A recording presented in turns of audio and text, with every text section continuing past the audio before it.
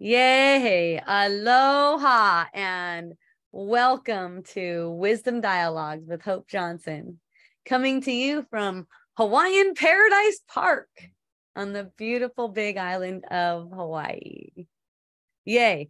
I say the same thing every time when I first start. You know, I got used to that. Someone told me if you're on like YouTube or something like that, they know it's you by the intro. Like they hear your intro and that's how they know it's you. And you always do it the same way. Something about the algorithms.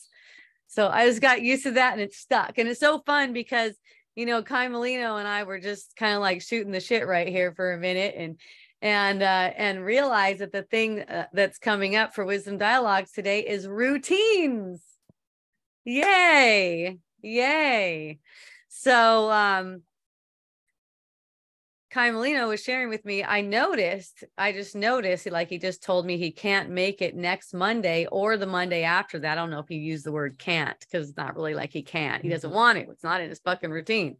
So he's got other things going on and they're on his calendar. So he's not going to be at Wisdom Dialogues Mondays. But you know what other thing he's doing with Wisdom Dialogues? He's taking it on Fridays.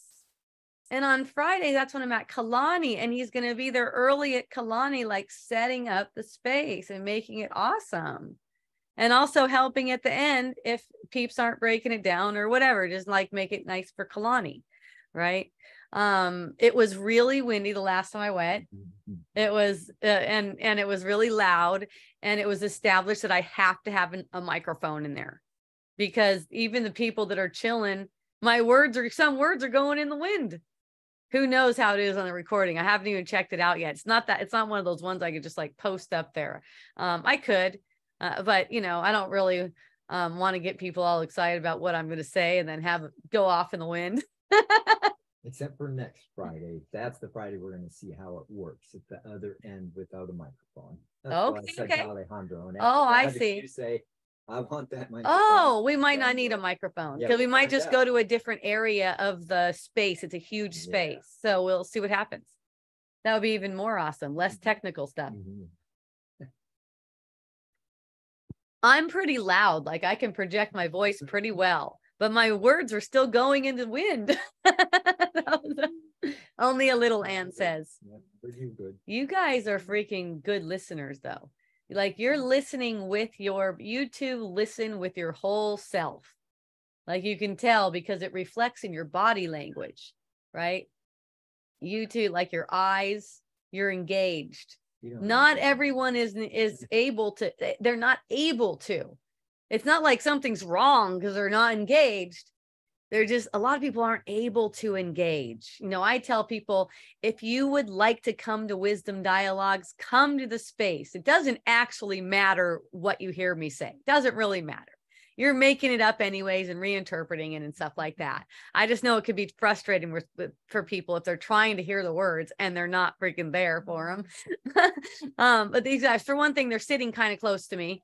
You know, they're actually interested in a really full way, in a more full way. I'm not saying you have to be fully interested to even listen. You know, some of you guys could be doing other stuff while you're listening. Maybe you're driving, maybe you're doing different things. Maybe you're not like fully like, okay, I need to listen to this right now. I'm here. I'm going to be here to listen to it. So, you know, like some of my friends told me they could barely hear what I was saying in the same space. Okay. What I noticed too about those friends, they also pay attention in spurts. And then they go to something else. It might be on their phone. They might be looking at each other and stuff like that. So it's not like an intent, like, okay, we're going to be doing this. That's fine with me though. I tell people, you know what, if you want, you can just come in there and lay down. You can even fall asleep. I don't care. You know, you could be outside smoking weed. It doesn't matter. Just come to the space. Like basically just like feel into the vibe. And, you know, I have friends like that who just come, it's 2 hours long, which is long for people. Not everyone can just sit still for 2 hours or even hear this for even 2 hours. So it's like, yeah, come in and get your, like, kind of like take a drink and then leave. It's all good.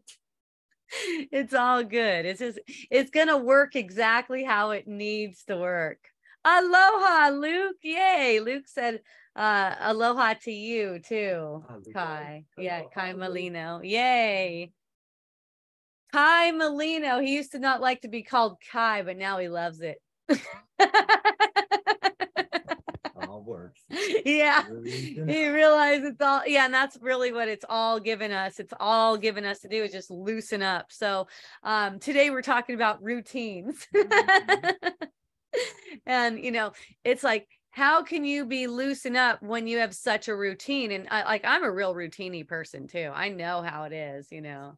Yeah, it's like, yeah, I know how it is. It's like this is what feels good to me. Is like, and it's like, if you will allow yourself to just feel good, you'll just like see what feels good to you. It's like really simple like that, you know. Like for me, a routine feels really good. What doesn't feel good is to batter myself over the routine. Like if for some reason I don't fucking feel like doing that thing, I don't fucking have to. Right? That's huge. That's really huge. Now I'll give you an example. One of my friends, I don't know if she's on with me today. No, she's not on, but she's probably going to listen to it later. Aloha Farah. I was spending some time with Farah. She used to go by Gail. She's probably going to go back to Gail. So if you guys knew her as Gail, then just like, you know, keep in mind, she's probably going back to Gail. It looks like it to me. Yeah. Well, Farah means something. I forgot what it is, but it means something special. I know she like had a reason, like it has something to do with. Oh, there you go. Go ahead. So anyways, Kai Molino is also one of those guys with a phone right next to him. So he's just going to look anything up. And it really comes in handy sometimes because we think we know what the given definition of words is. And then we look it up and we're like, whoa, look how else we're deceiving ourselves and just keeping ourselves in prison. This is fucking funny. The shit we say to ourselves. Anyways, I got it. What is it? Farah's Arabic, and it's happiness, joy, gladness, gleefulness, joyfulness, merriment, it's so good. Joy. Happiness, glee, merriment, rejoice, to all this awesome shit. So Farah, yeah. So anyways, I was hanging out with her and, you know, she was talking about how, and she was wondering how, like, I do so much block therapy, right?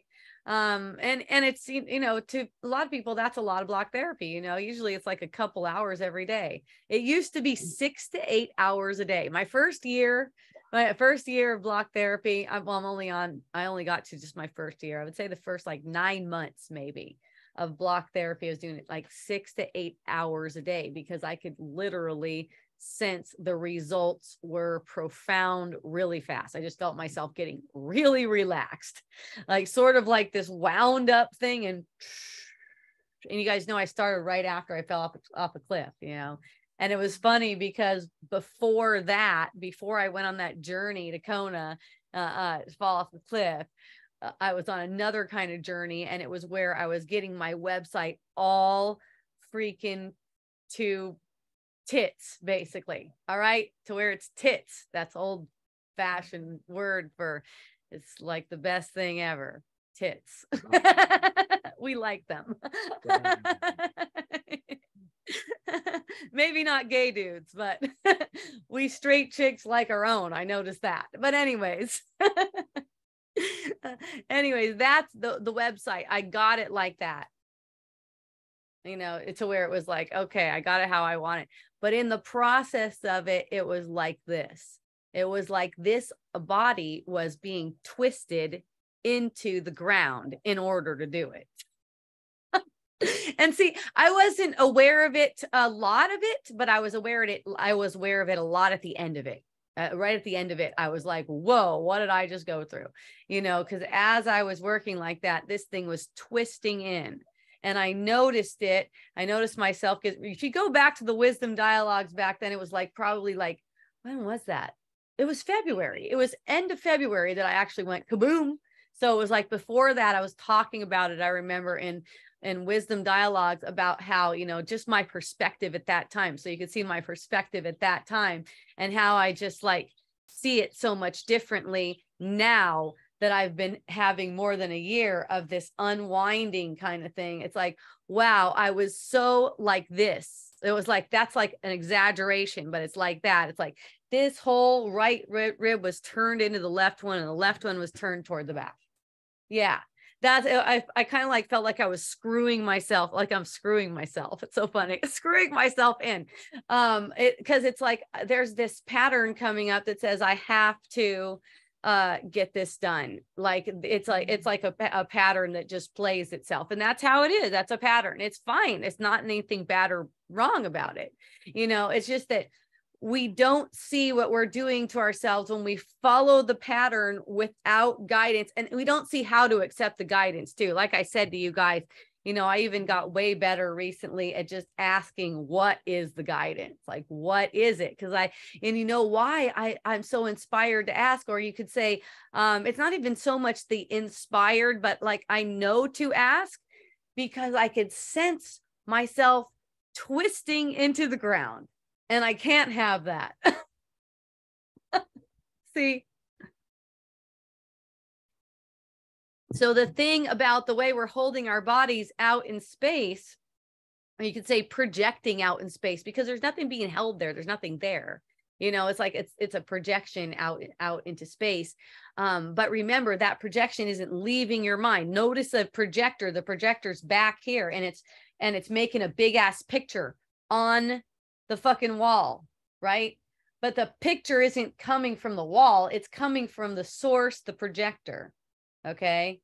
So that's how it is for us. Like there's nothing, the body is projected. It's not held by anything because it's not solid. The solidity that we perceive isn't real. So when I get a sense that this thing is very solid, like it's just like twisting into the earth, then I know I'm taking the routine, which all the fucking patterns are. It's a routine. I routinely experience a pattern that tells me I have to get something done. Okay. And that's how it is. These are routines. These are not you. They're routines being played out. So still, you're the one making the decisions, right? So still, you're the one who wants to see how you're holding your body, projecting your body. Really, it feels like holding though, doesn't it? Doesn't it feel like holding when you're just holding everything firm while you go out? It's like we're holding our breath. We're holding our organs firm. Things aren't being allowed to relax. Our tongue is doing crazy things. Our teeth are clenching. We're not aware. I was amazed at how unaware I was. Well, first, it started to occur to me, I don't know how long ago, but just like I put my tongue on my cheek and feel little bumps there. And I didn't know what they were for the longest. It would just seem like it's normal. Just some different kind of skin. Now, remember, the inside of the mouth, it heals really, really fast. Okay. Like if you bite it or anything, it just heals really fast. So one day I realized those are actually leftovers of biting my cheeks. And I'm like, how am I biting my cheeks? How is that even possible? Right? Like, how is that occurring? Well, apparently I'm a tooth grinder, which I would just not be aware of it. And the reason I would not be aware of it, because I just didn't want to know. We're aware of everything. We're conscious of everything. Okay. But there's certain things about ourselves we don't want to know. So we just keep it hidden. So I would not know. Like by the time morning comes around, I just have no idea what's going on. And so since I started to see it, I actually wake up exactly when I'm biting down now, or just after, and I wake up with the pain of it, because immediately afterward there's pain in the mouth. It hurts. But after about, like, I don't know, 10 or 15 minutes, it's pretty chill. Like it's not a big deal. Like it's almost all the way healed over. Like, so if I just keep on sleeping and I make myself basically make myself unaware of it, right? Then I won't even have, and for probably it's been going on to, I don't know, who knows, maybe since I was a kid. I have no idea. But it's like, I don't know how long I've been waking up and noticing like there's been something there on the side of my mouth. I mean, before I even noticed, I never even checked. You got to put your tongue over there to check it. Right. So, so now it's like, man, I'll be taking a nap. Like earlier today, I was just taking a nap and I woke up with pain right here. And I could tell I just bit it. And I was just like, oh, thank goodness I woke up. Right. Because how many, who knows how long, decades that's been going on. I haven't even known about it. That's how we get in touch with there's a deep, deep tension, deep, deep fear. And you know what? It's at the base of everyone's mind. And we're really, really masterful at covering it up. It's just like the suicidal thought. Remember, I told you guys lots of times, I don't know if you saw it yet, but everyone at the bottom of their mind has a suicidal thought. For some people, it's way more prevalent. Like they'll be like a suicidal personality, for instance. But, you know, even us like happy-go-lucky people that you see and we're all just fucking happy all the time. Like you don't even see me if I'm not happy. Mm-hmm. All right. If I'm feeling unhappy, for one thing, my mind needs healing right now. I do not need to be going out in public. That's like the last thing I need to do. Right. But for me, healing takes place really, really quickly because I know. I watch what it's doing and I know. Like I'm just sincere with myself, right? It's like whatever feeling is coming up, I let myself feel the feeling. I have to let myself feel the feeling. Otherwise, it's not going to be any healing. I have to, right? It's like I feel that feeling, but I don't give it any fucking justification. No thought justifies it. Doesn't matter what the thought is. It does not justify the feeling. That's a choice I have. That's a choice I can make. I decide whether to gladden myself or to destroy myself, basically. Those are the two choices. It's not really, it's not really like a big range of choices going on there. So I'm like, what do I do with this? Yes, I find myself asking for help in the middle of something like that. Just ask for help. Right? I don't have to do it on my own. I don't have to do anything. I just have to be willing to see. Right? I don't usually, sometimes I do. I don't usually find myself asking for help from people. That's not like it's a bad thing. Usually I say, because a lot of times I ask for help from my husband. He plays some good parts for me. It's really awesome.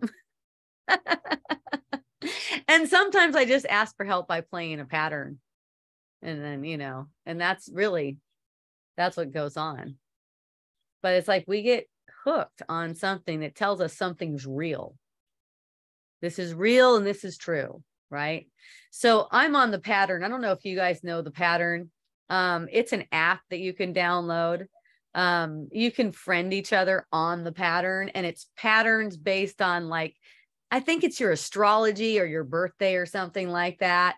I like it. I think it's really fun because it tells me, look out for this right now. And a lot of the times I'll see that and I'll go, holy shit, that is totally trying to hook me right now. Mm-hmm. Thank goodness I got the pattern to tell me what to fucking look for, because it's convincing. The pattern that's coming up, right? These patterns are convincing. I get, one thing that I get really strongly is like resentment. I get that really strongly. And I get resentment toward my spouse. Now, the happy part of that is that I know it's not about him. See, it's not like, so I don't have to live with it, right? It doesn't have anything to do with him. It has to do with a pattern that I play. That's all. He is kind of like, thank you for playing, bro. You know, he's just like, he's got his own patterns that he needs to play on me. Whenever we're playing our patterns, we're totally alone. Like we're not with each other. We're totally alone. So when I get a pattern come up that's like all about resentment, I'll let myself feel the feelings of resentment. But as hard as it is, because it's a really strong pattern for me, as hard as it is to do, I'll deny meaning to the thoughts that tell me why I'm feeling resentment. What is the cause of the resentment? There is no cause. That's the thing. The goal isn't to get it so that you have nothing to resent. It's to get it so that you see that there is no thing there to resent. There is nothing there. What you want is the veil lifted. Okay? None of us are trying to get our life better. It's not like that. It's not, we think we are. We think that's why we're here, to get our life better or to keep it from getting worse, right? At least let me have it as good as it is. Could you please? Right?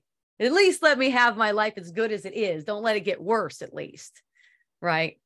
It's so funny because the joy that you think you want in a different life is what you already have and what you already are. See? A lot of the times that sounds insincere when people say it because they don't really know what they mean. But I'm glad they're saying it anyways, because I did the same thing. I just knew it, but I didn't really understand what it meant, right? It's kind of like an insult to most people. It's like major gaslighting, right? It's a total insult. It's an attack, right? To say something like that. Like what you think is shitty, what you think is justifies you feeling resentful isn't even there. You're totally projecting it. Now, I can understand why the ego might want to be biting down on my fucking cheeks. And, you know, basically, you know, you could say it's kind of like demonic energy. It's kind of like a demonic force, which isn't as like scary as people make it out to be. Okay. It really isn't that scary. It's your own mind.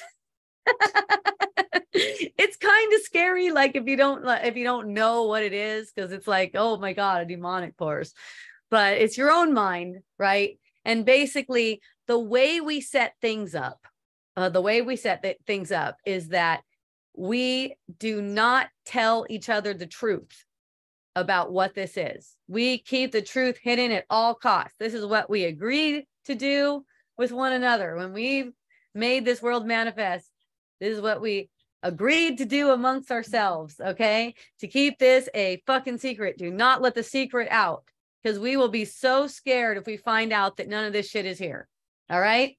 So keep it a secret. So I'm revealing to my mind over and over again. I'm demonstrating it over and over and again, and having these revelations come through so fast, so much clarity that this is just not here. And there's nothing to resent, even to resent. So like these patterns can't get me. The ego gets scared. It can't uphold the world. It can't keep upholding the world as long as I'm doing this. I keep on breaking it down again, back to joy. Just, okay, here's something. What about this? And it's like, oh, get a taste of that. Oh, really? Oh, really? Listen to the ego for a minute. Oh, feel it and stuff like that. Oh, okay. Thank goodness that isn't real. Thank goodness no one has to feel that anymore, unless they want to, right? Free will, you can. I know you guys like to.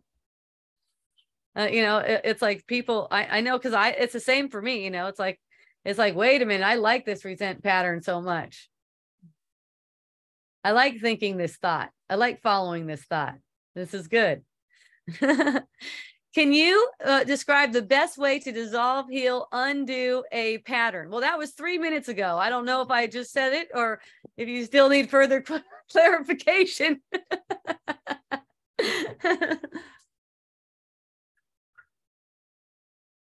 Just ask if you do. Just ask if you do. I'm happy to go over it again. It's easy. So basically all these patterns, you can think they're okay, they're routines. This is my routine. This is a routine that I do. This is a routine that I play, this pattern, right? Behind that, you're always the same. You're the one making a choice. You're the one choosing whether you're identified by the pattern, by the routine, right? Here's a routine that I do where I get into resentment about my spouse. So you are the one who decides whether or not those thoughts of resentment are meaningful or meaningless. In that, you decide whether you're going to kind of like just fall into joy, where you always are. You can kind of say it's behind all those other feelings, or beneath it, like a nice flowing river, gentle, easeful, relaxing, right underneath all the chaos, screaming about how you have something to resent, and if things don't change, things are never going to get better, and you know, just whatever story. It's like buzzing, right? So you see, when you see it like that, it doesn't grip you. You cannot keep projecting over the pattern. So like keep on projecting it outward. So the pattern is basically losing its grip on your mind. So it's like this tight grip, right? Kind of like how the body structures turns, it just twists around in all these different ways. It's a trip. Different ways, like a shoulder will be like that. There's different things that our hands, feet, the way we stand. It's all symbolic of what we're doing to ourselves as these patterns, habits, routines are coming up. Now we're all very, very routined. Okay. Some of us are just more routined on the surface of things, like Kai Molino and I. Kai Molino, I think, has me beat. I thought I was pretty big on the external routine. But I don't know. It could depend who you are and how you're looking at it, because, you know, I have a thing where I like have all these routine-y things that I have. I like, you know, 2 different kinds of meditations in the morning, drinking vinegar drink in the morning. That's like a total routine of me, for me, taking this probiotic that I like to put in my mouth, taking all these different supplements, putting like little drops in my water, just like even the way I eat is pretty routine. I have my broth, my egg in it. It's like every morning, it's like all routine. Sounds like we're neck and neck. We're neck and neck, he says. Okay. So Kai Molino's got all these things. He's got all these things on his calendar from what, you know, he shared with me. He just like has this booked calendar to where he knows like what he's doing in 2 weeks. And he's like, I'm not going to be at Wisdom Dialogues because I'll be over here. And it's just like all, you know, planned out like that. Mine's semi like that, but I have a lot more at home, and I have a lot more of my routine at home. I'm doing the block therapy. I didn't even mention that one in the routine thing. Freaking funny. You know, I used to be defensive about that. Like there was something wrong with me because I was too routine-y, and even like all the different supplements I take and stuff like that. I used to like feel like I'm defensive about that. Like I shouldn't be doing such a routine, and, you know, it's not very spiritual and stuff like that. Well, here's the thing. You're not doing anything. The routine isn't really a thing. It's like you're getting you're getting like a storyline and a thing that's going on here, to within that thing, undo, unwind, relax. That's all within it. So, you know, like for me, what I notice is these routines feel really good because it allows there to be like a sense of, okay, I'm okay. Right. Now, that doesn't mean you're supposed to fucking shock the ego and get rid of your routines. Okay. It's like within the routine is the healing. That's where that takes place. Your routines don't have to go away or change or get better or anything like that. Now, the routines that like Kai Molino and I show on the surface, those are surface routines. Not everyone is showing surface routines, okay? But we're all routined in the way we think, okay? We're all routine that way. So that's what you can look at. You can, because that's what you're getting identified with more than anything else anyways, is this just the way that you think. Like I just shared about resentment, right? That's a routine. That's a way in which you think. It comes up, it's part of your routine. It might come up like, I don't know, I would say for me, maybe it comes up like, I don't know, every 3 to 6 months or something like that. It's just, but it's a routine in the mind. I don't even know when it is. I imagine if I probably wrote it down. That's one routine I don't have, is writing down like a diary. So you know, and it seems to me the main reason I like protect myself from something like that is because if I started doing that, I would become like a scientist on that fucker, and I'd be reading it all the time and seeing where I was and fucking, you know. I'm like, nope, that doesn't sound good to me. What's that? With the routines, you know, I'm looking at mine and I see that they morph and change over time. Some are core, others like not watching shows like I used to. I had a routine. I hear The you. way I eat and things. Yes. It's all guidance based. Really good. It's unconscious. It's the Holy Spirit. It takes me what my joy is. Right. So I'm just gonna let the peoples know what you were talking about so they could get it clear. I don't know how clearly they can hear.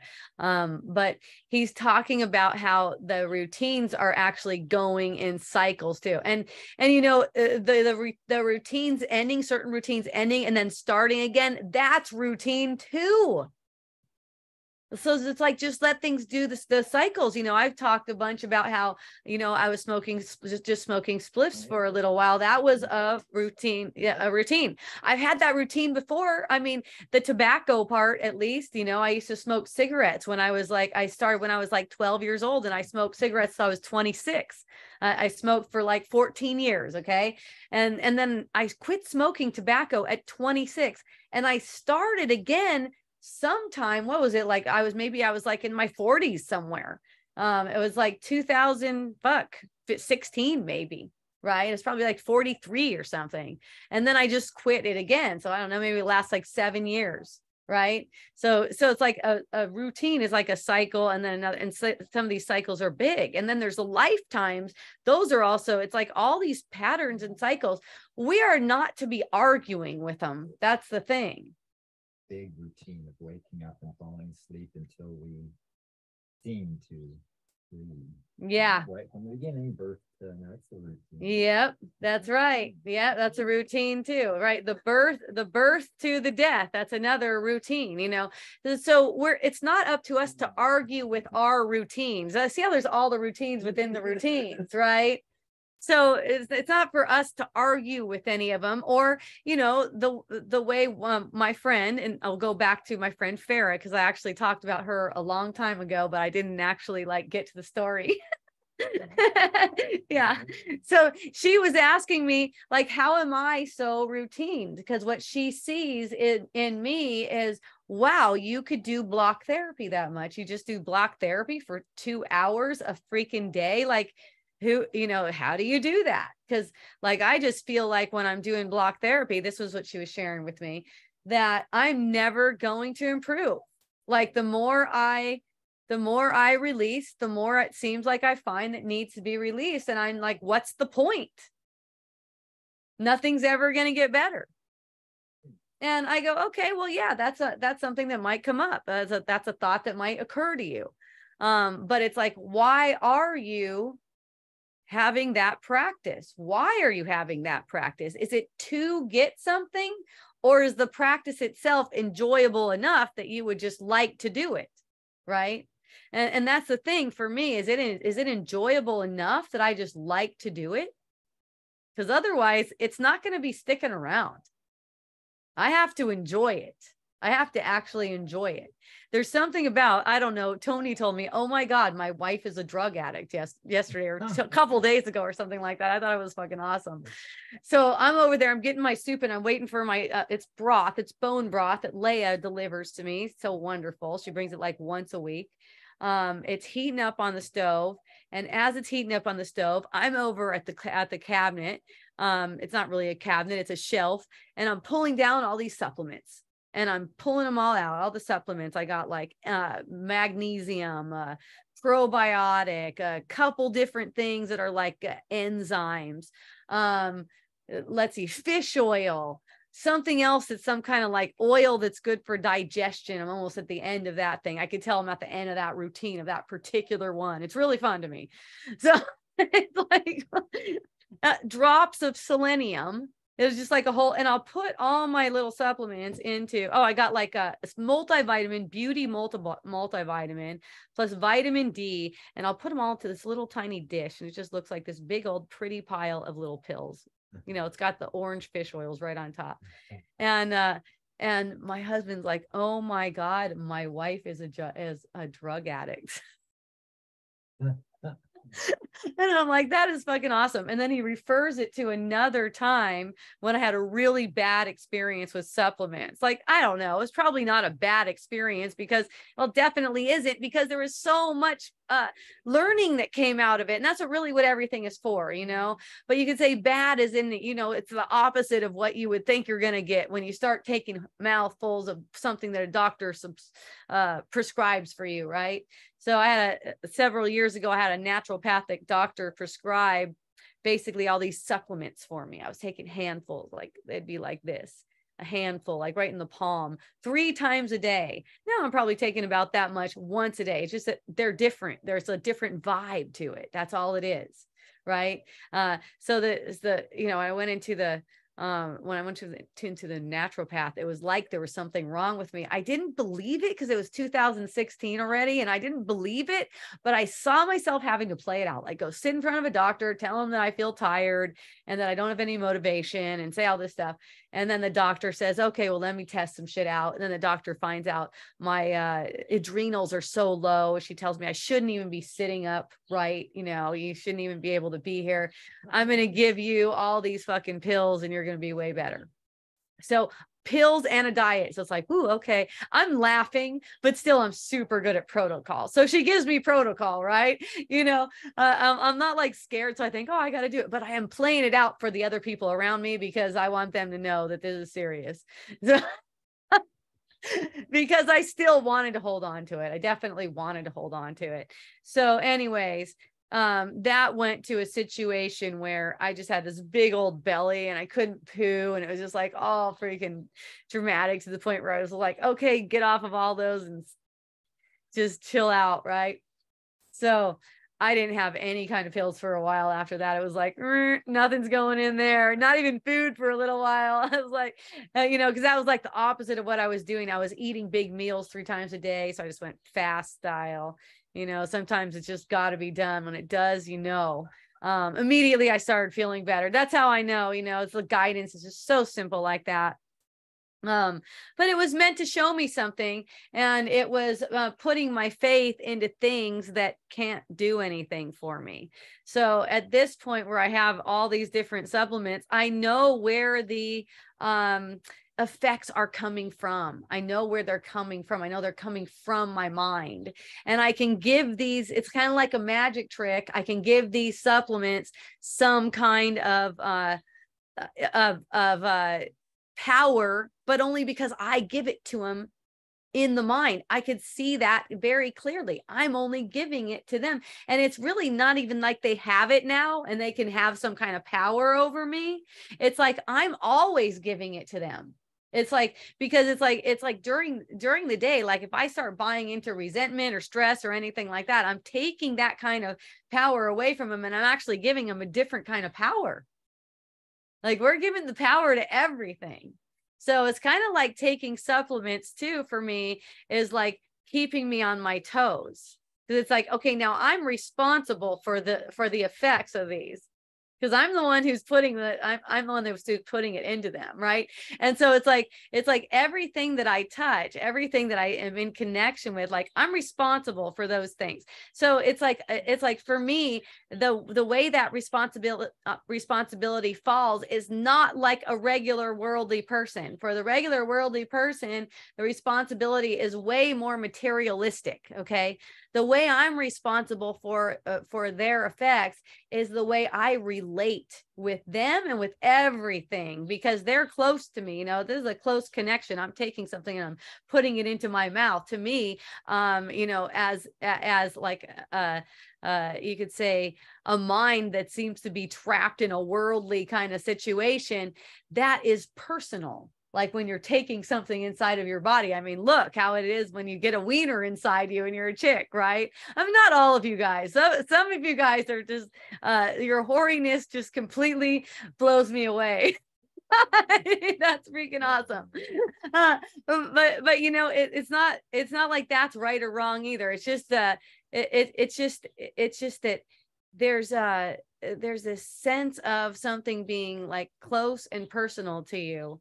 So it's like it's like you're responsible for them. And you know, that's why if you have a lot of sexual partners or something like that, you're again responsible now. You know, it's like, it's not like you're accountable if they like go off or freak out or something bad happens like that. It's not like that. It's like all the time, in every single moment, you're responsible for holding that relationship in the light, right? Don't go to sleep on it. You're constantly upholding thoughts. You're constantly thinking about things. That's how it is. That's how the tension, you know, manifests. And, you know, I like to pay attention to little things. Like if I'm just, like say I was doing a crossword puzzle with my son one day, and I just noticed how I was holding the book. I was holding the book for us to do. And I noticed some tension in maybe my thumb or my finger or something like that.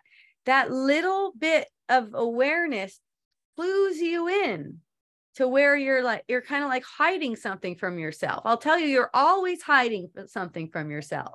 Okay. As long as you're perceiving a world, you're always hiding something. Okay. And it shows itself in the body sense. So how do you get to do block therapy 2 hours a day all the time? How do you get to do that? And how come, you know, my friends ask me, how come I don't? And it's like, it comes down to, you will not be nice to yourself. That's all. You will not be nice to yourself. But you will if you decide to, and you decide to just see that. So watch how you will not be nice to yourself. That's what's going on. See, you're browbeating yourself about not doing block therapy because you think you should be doing block therapy. If you were just nice to yourself, you would find yourself doing block therapy because you like it. That's just easy. You want to do it. You like to do it. Remember, we talked about how the spirit also wants you to be happy and have what you want, right? Like, so it's just easy like that. It's simple. And, you know, here's another thing that I say a lot. You don't know what you want. See, a lot of the times you don't know you want block therapy. You're telling yourself that you fucking have other things to do. You're telling yourself block therapy will never work. So you're thinking you want something else. You're thinking you want these thoughts. You don't get it, what you're wanting. If you're not allowing, if you're not allowing yourself to be happy, you don't know what you want. If you're not feeling happy, if you're not feeling glad, it's because you pretended to know what you want when you didn't know what you want. All right. If you will allow yourself to be happy, if you will allow yourself to be glad, if you will be nice to yourself, you will find yourself doing what you want to do. Luke, you mentioned 2 different kinds of meditation. Why does it look like you replied to something? Never mind. Especially if it's somehow, and then you ask some question like that. Oh, let me see where that is. There it is. Okay. You mentioned doing 2 different kinds of meditation in the morning. Do you feel like doing a guided meditation of one of one just sounded one of one? I have just sounded good. I don't know what that fucking means. Actually, I do not know what you're saying there, Luke. Maybe you could say it again. That was a tough one for me. I'm like, what? Yeah. There's 2 different kinds. One's let's see, what is it? Oh, some music. There's some music. It's like meditative music. I just lay there and like have like a little journey with the music. And one is I go on A Course in Miracles and look at whatever the lesson is for the day. And I like feel into that lesson. And then I usually put a Saluma light, which is like it's like a beauty lamp around my head. And that goes for a half an hour. And I have a half-hour meditation like that. It's really nice. The Saluma is awesome because I don't wear any goggles or anything. And I just let the light come right through. So it's kind of like I'm meditating in the light. It's really nice. Yeah, it's fine. I guess it's fine to do that according to the manufacturers too. So that's bitching. Like I'm having it's like a really bright light. Is when it first comes on, it's kind of shocking that it's that bright, but then you just like, yeah, you just adapt. It's simple. Eyelids closed. Not with my eyes open. Eyelids closed, but in the light. It's really nice. But yeah. And then sometimes I notice during routines, it's like, and this is for my friend too, who's asking me, how do you get to do it so often? It's like, I do not have to do it. I'm constantly aware of the fact that I don't need it to be okay. I do not need it to be okay. Who knows? Maybe everyone would feel better if they have their routine. Maybe they do. Who knows? Maybe that's the case. But you know, you don't have to believe in that, right? Maybe, you know, it's set up that you do feel better, like as a pattern, as a habit, you do feel better. Because basically this whole human experience form, it is based on patterns, which are routines. Okay. The whole form, everything you know about it. So it's like, let it have its routines. Just let it have its routines. And basically being nice to it. It's going to have its routines and it's going to be able to follow the routines that are the nicest for it too. Right? And it's really translates to it's the nicest for you because you're the one experiencing as if you're that thing. Right?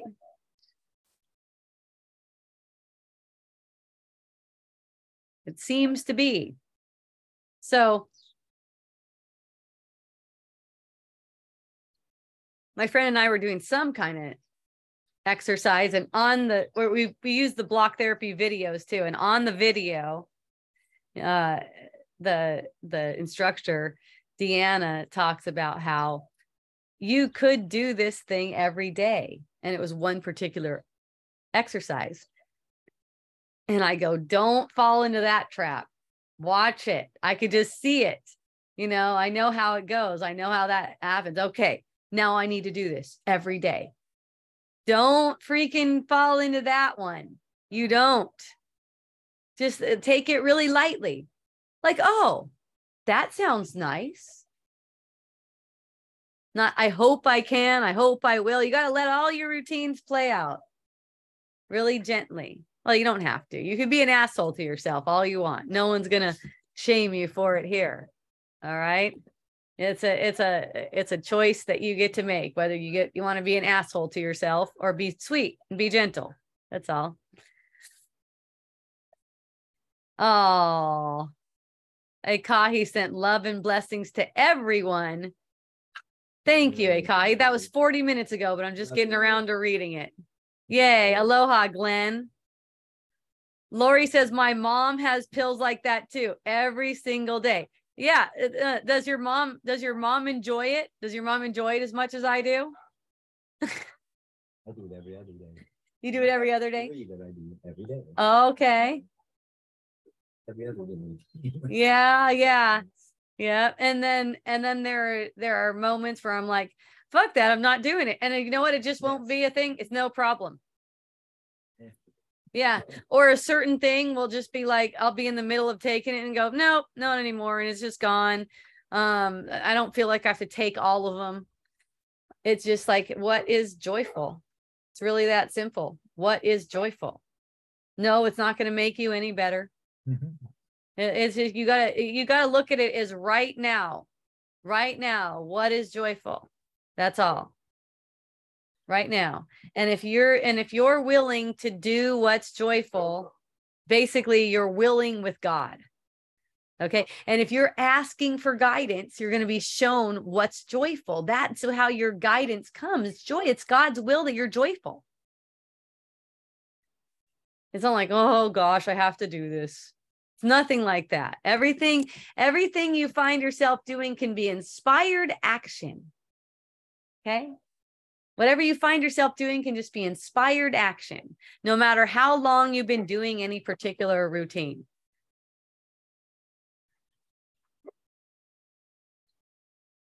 So after I left my friend, she was texting me, telling me how she's doing things that she enjoys. She's doing the block therapy. She's doing different things. She's really happy and doing things that she enjoys.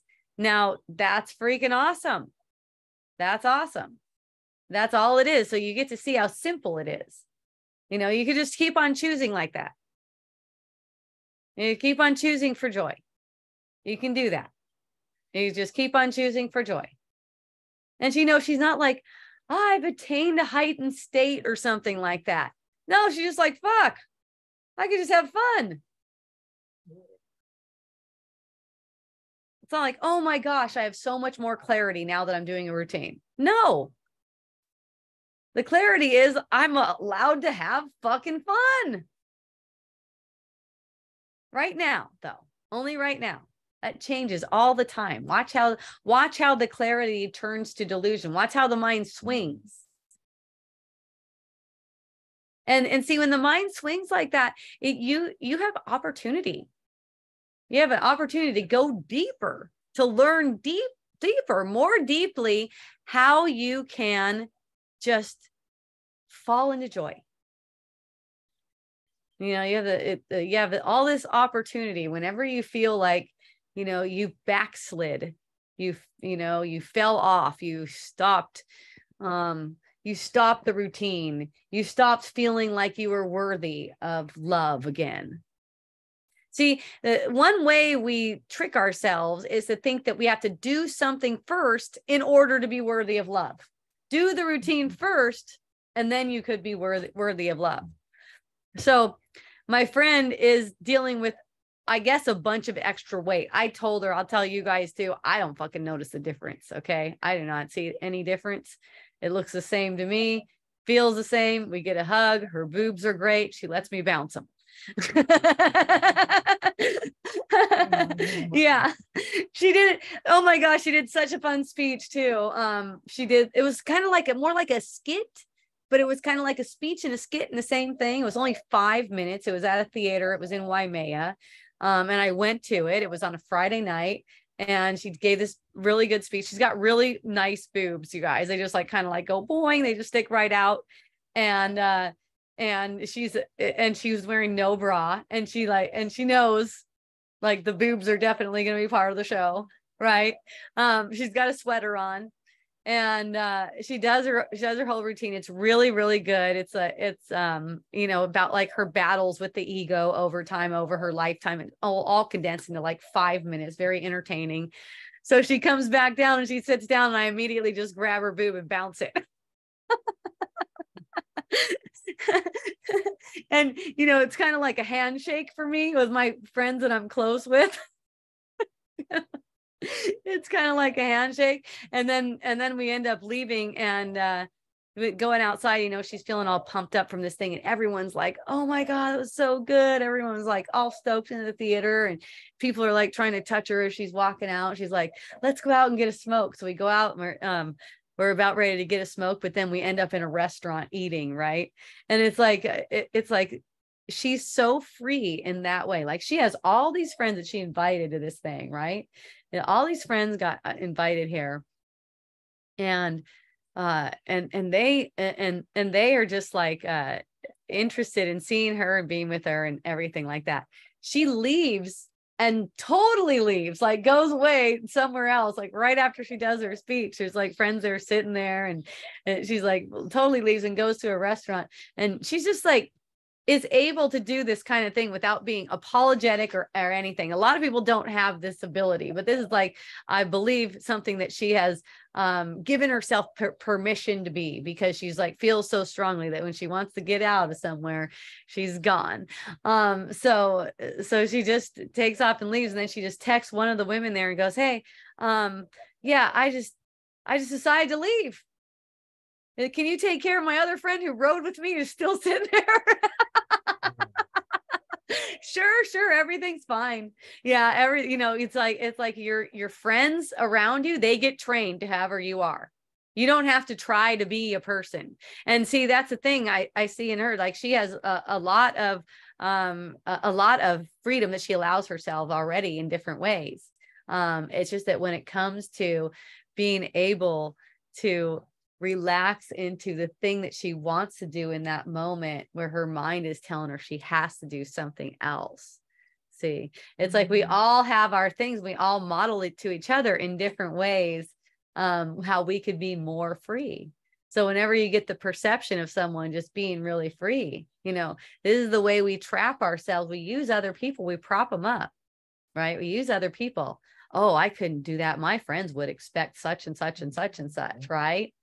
Well, maybe it's time for your friends to change. You'll find out once you start being authentic. Okay. People are afraid, like friends are finite. Okay. Friends are not finite. They're all like on parade. They're parading through your life, giving you exactly what you need just at the right time. See, we're always trying to hold on to friendships. Like, we need to hold, this is a really important friendship. I deem this friendship important, right? For instance, like, who are you to fucking decide that? You don't know. It's more like this. You notice something sweet. Maybe there's a sweetness between you and another person, right? And it's like, oh, I like that. You just allow yourself to fall into it. It does not mean that you have to do something to try to keep it. So what we do is we end up not meeting each other because we project our limitations onto the other person to like hold those limitations for us. Okay, now if I step over my bound over here, then this person maybe isn't going to be that kind of person to me, right? And a lot of the ways we set it up too is it has to do with money. So it'll be like a boss or a friend that has connections, and it'll be like or like our status, right? Our image, stuff like that. It's like you don't want certain person mad at you, so you're not going to be authentic. Look, you're going to feel very relieved, and this is like one way. Like my friend Farah definitely shows it. Is that's the way I gotta be. It's kind of like, that's the way I gotta be. And if people don't like that way of my being, then I'm just like not going to have anything to say about that. Now, in different situations, it's different. Like, she has some family members where it's stickier. And there's big expectations on her. And I could see how, like, where there's big expectations in one place, she's like gone all the way with the other peeps in her life, and she's like, you have no expectation. I don't let you have any expectations on me. But then the family will have like these big expectations, and it's just a matter of going through it, watching how the kind of like the claws are buried into the skin kind of thing. And it's you with the claws kind of like buried into the skin, to where you have to please this person. Otherwise you could lose something. You could lose your livelihood. You could lose your connections. You could lose this and that and this and that. And there's many ways like that. There are little subtle little hooks around different people where we keep ourselves in a certain box. So in just allowing yourself to be free, the Holy Spirit is guiding in ways that would be mysterious to your ego, but they're not mysterious to you, because you can tell by the joy in it. See, my friend can just tell. It was really clear to her that she was being called to the restaurant where we were going, and we all were, and not back into the theater. We all were. It's like, that's what's going on. So you just like let that be the case. not being apologetic about it. That's another thing. When you say you're sorry like that, where you think you really did something to another person to inconvenience them or anything like that, you're demonstrating to yourself that you're capable of doing something that you're not capable of doing. You are not capable of inconveniencing a person. They project you into the field and you're projecting them into the field. So you're making yourself out to be vulnerable, right? To your own mind. To your own mind. Now, it's one thing if you're saying, you find yourself saying you're sorry. No one ever says anything anyways. You find yourself saying you're sorry and it isn't true. Okay. The illusion doesn't matter. If it isn't true, then it's not having any effects. You just knowing it's not true. It's not true. You cannot be sorry for something, because nothing happened. Only an ego gets sorry about it. Plus, everything that appears to happen is a blessing. Okay, everything that appears to happen is a blessing. So it's more like you can take sorry. Like if sorry is coming out, you can reinterpret it to you're welcome. Right? You're welcome. You're welcome. Right?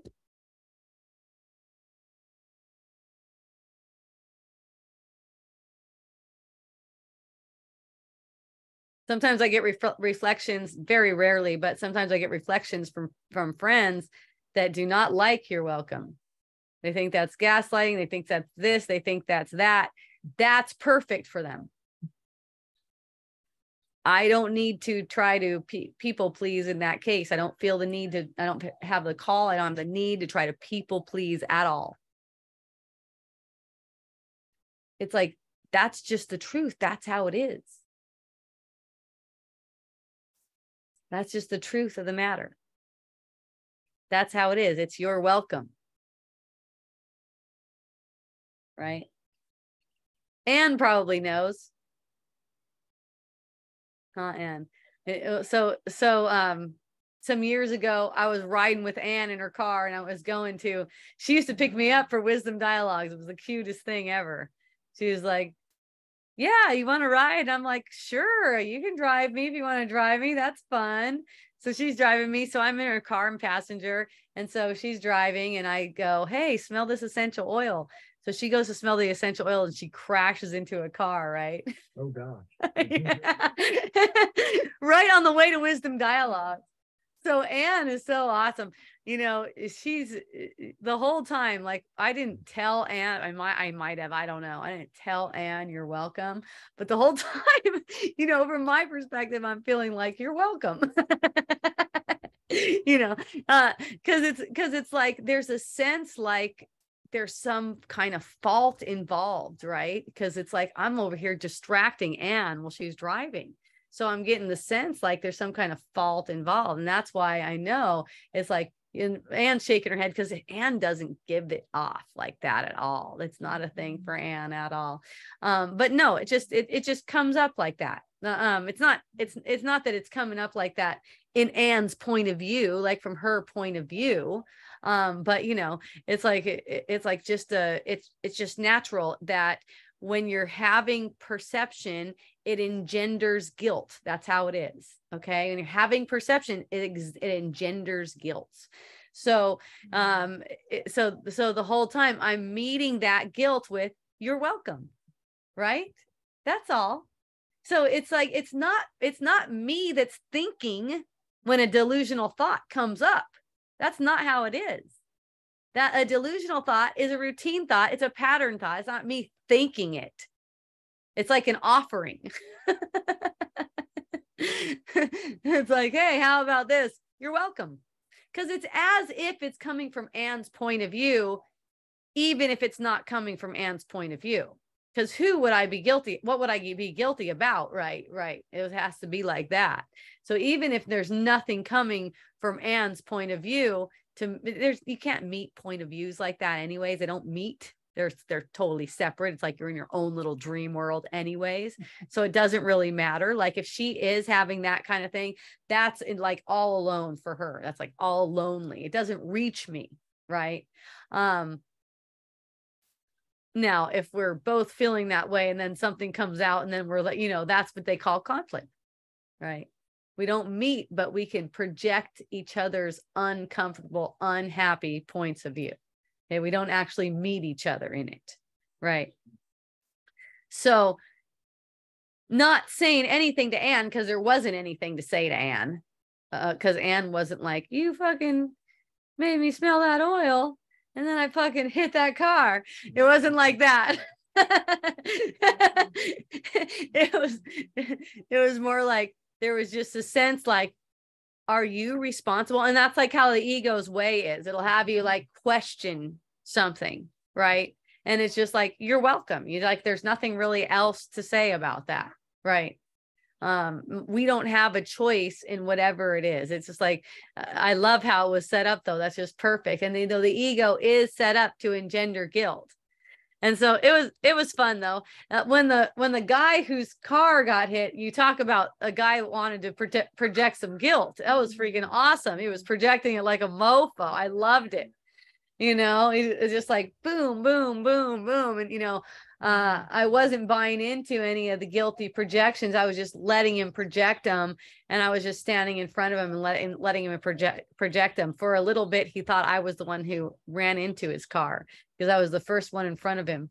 And he just wanted to like barrel into the first person that was up in front of him. So I was talking about it too with him. It was like, hey, you guys got insurance or something? Like it's an insurance thing. Or I was telling him, hey, we have insurance. Here's some insurance, stuff like that. Anyways, the dude was super, super pissed and he was just like yelling really crazy. And, just like feeling that it's like, thank you. Thank you. Thank you. And, feeling that you're welcome to him too, because he's getting these feelings coming up. Right. So it's just a matter of seeing and being willing to see that whatever situation you find yourself in, it's only because that situation, that exact same thing that you're saying or doing or whatever is maximally beneficial for all. That's why it's always you're welcome, even if you find yourself on the surface saying, I'm sorry, just knowing it's really you're welcome.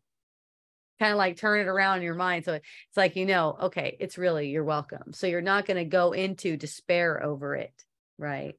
Because it's really easy for us to like fall into patterns of despair, especially when we're close with a person. A lot of the times people will feel guilty, and this is so, so common and prevalent actually. People will feel guilty when they're not even there and a friend gets sick or has an accident or has a breakup or anything. Just because there's this buying into that feeling, almost trying to buy into it with them and be with them and feel their pain and share their pain and stuff like that. You can't share in pain. You can't share that. Their only love can be shared. Okay. You can't share what's not real. Your pain isn't real. Okay. I know people get tripped out when I say something like that, because the ego will immediately go into, are you saying I shouldn't feel it then? If it's not real, are you saying I shouldn't feel it? Because I like to feel everything. And I'm like, no, I'm not saying you shouldn't feel it. If you're not feeling it, you're making it real. If you're repressing it, you're making it real. Let's put it that way. You're making the thoughts real. You're hurting yourself like that. I'm saying the thoughts, you need to be aware of the thoughts. You want to be aware of the thoughts. This is what you really want. You want to be aware of the thoughts that are causing you to react. And to be aware of the thoughts, you have to be willing to feel the effects of the thoughts. That's the reaction. The feeling sense is the effect of thinking. So yes, you definitely, it seems to me that that's like a cop out for people. They're like, Hope, I don't know how you do it. I don't know how you do what you do. You're fucking awesome, but I'm different. All right. I have to feel my feelings. It's like, dude, I never told you that I don't feel my feelings. Where the fuck did you get that from? Okay. This is what I'm talking about. This is a cop out. All right. It's an ego cop-out. Not everyone can be as strong as you. Okay, Hope? No, there's no difference between us. One person told me this week, it was the funniest fucking thing. It triggered the shit out of him too. And it was in a hilarious way, in a very hilarious way. But he said, I'm not like you. Like, I actually get addicted to things. And I go, no, you fucking don't. No, you don't. He's like, what are you saying? How can you say that? I was like, because you are all powerful mind. You want to fucking buy into you getting addicted to shit? That's your prerogative. You go ahead. I'm not going to buy into that shit. I'm not going to limit you in that way. Like you can get addicted to something. That's ridiculous. You make it as if you're addicted to that. And then it has power over you because you gave it to it. Okay? You make it like that. And it was just like, what the heck? Like, okay. Then he goes, wrong audience. He said, wrong audience. And I totally took it totally the opposite because he was saying wrong audience. Like he's not the one to that wants to listen to shit like that. And I took it like, yeah, wrong audience, trying to get someone to buy into you're fucking addicted to something, to your delusions. Like, and we both started cracking up. We're like, we're both the wrong audience.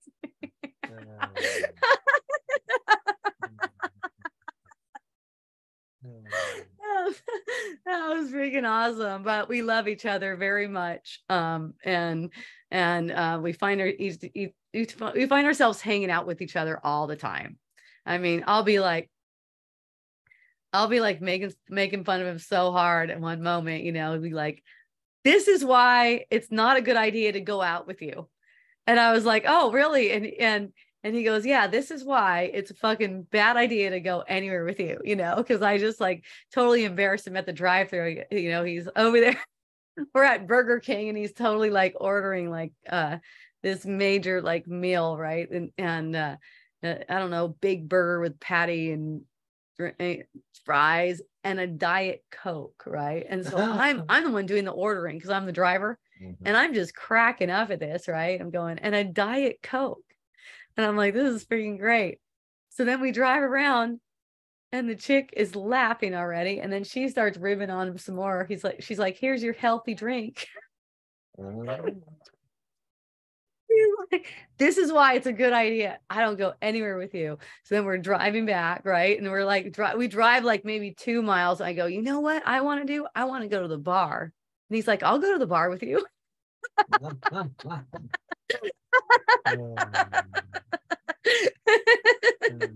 It's just like, you know, it's like some things just work, even though it's the wrong audience for different things, you know, it's like some things just work. It's like, it just works out. It's fun. You know, it's like this, there's this ribbing and there's this little play and it's just, it's loving and it's sweet and it's fun. You know, we don't have to be exactly the same, but it's like also both of us just not getting all riled up that the other person is different. It's like, yeah, that's wrong audience, both sides. You're not gonna fucking get me to buy in that you're addicted to shit. and you don't want to hear my spiritual shit. Okay, that's great. And we both give it to each other every now and again.